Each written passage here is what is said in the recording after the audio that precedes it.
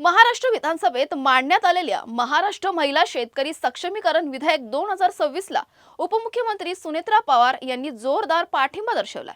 हा केवळ कायदा नसून मातीत राबणाऱ्या प्रत्येक महिला शेतकऱ्याचा श्रम, सन्मान आणि हक्काला दिलेला ऐतिहासिक न्याय असल्याचं त्यांनी सभागृहात सांगितलं।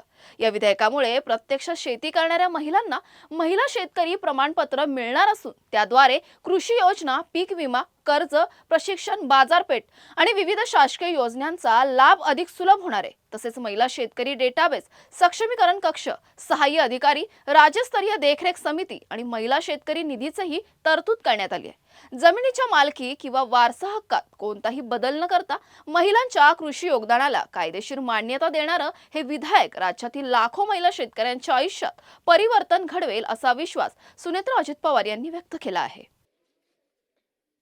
माननीय अध्यक्ष महोदय, आज या सभागृहामध्ये महाराष्ट्र महिला शेतकरी सक्षमीकरण विधेयक 2026 या ऐतिहासिक आणि परिवर्तनवादी विधेयकावर बोलण्यासाठी मी उभी आहे। अशा प्रकारचे विधेयक भारतात पहिल्यांदाच आपल्या विधानसभेत मांडलं आहे।